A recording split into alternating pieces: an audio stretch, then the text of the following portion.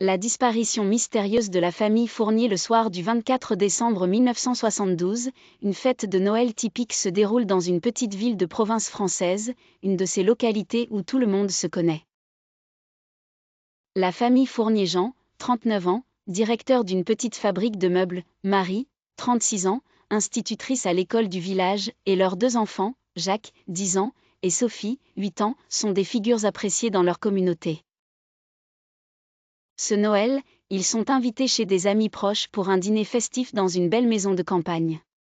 Une ambiance feutrée, des guirlandes lumineuses accrochées aux fenêtres, le parfum de dinde rôtie et de marron grillé emplissant l'air, tout était en place pour une soirée parfaite. Il y a des rires, des conversations sur l'année écoulée, des enfants impatients d'ouvrir leurs cadeaux, et des adultes partageant des verres de vin sous un sapin paré de ses plus belles décorations. Vers 23h30, la famille Fournier se lève pour partir. Nous devons rentrer, demain matin, les enfants voudront ouvrir leurs cadeaux à la première heure, plaisante Jean en aidant Marie à enfiler son manteau. Après de chaleureux au revoir, ils montent à bord de leur Citroën DS noir, un classique de l'époque, et s'éloignent dans la nuit froide. Ce fut la dernière fois qu'on les vit. Le début de l'enquête le lendemain matin, le 25 décembre, lorsque la famille Fournier ne se présente pas pour le traditionnel déjeuner de Noël chez les parents de Jean, l'inquiétude commence à monter. Ses parents tentent de les joindre par téléphone, sans succès. Pensant d'abord qu'ils se reposent simplement un peu plus longtemps que prévu, ils décident d'attendre. Mais les heures passent.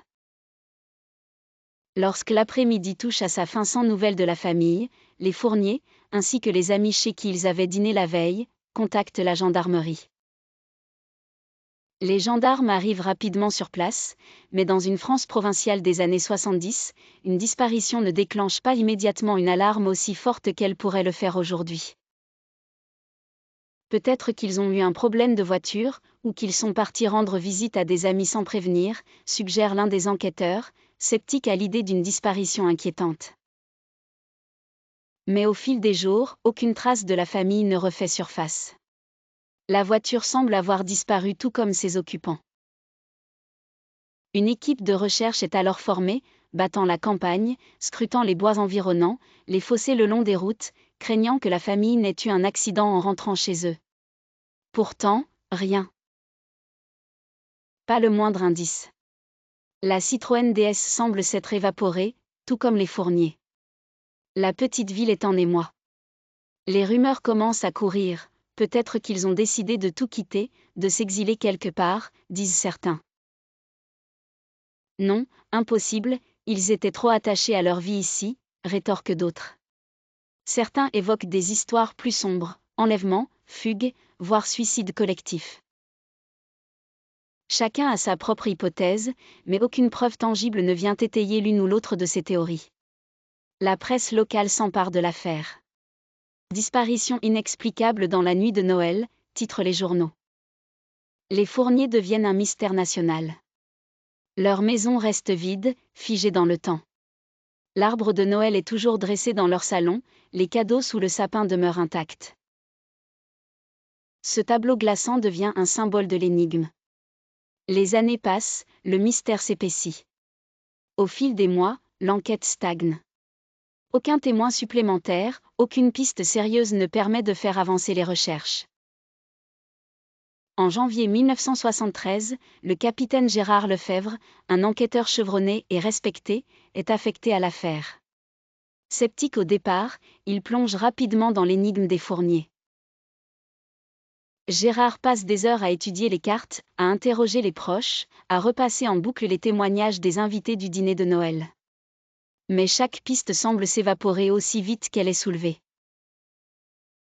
Les années 70 en France sont marquées par de nombreux bouleversements sociaux et politiques, la fin de la présidence de De Gaulle, le choc pétrolier, les tensions économiques.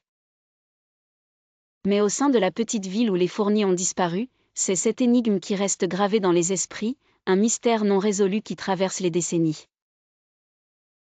Des théories conspirationnistes apparaissent au fil des ans, enlèvement extraterrestre, passage dans une autre dimension, et même l'idée que la famille aurait pu être victime d'expériences secrètes. Des émissions télévisées en parlent, des livres en sont tirés, mais le mystère demeure entier. En 1992, 20 ans après la disparition, l'affaire est classée comme cold case.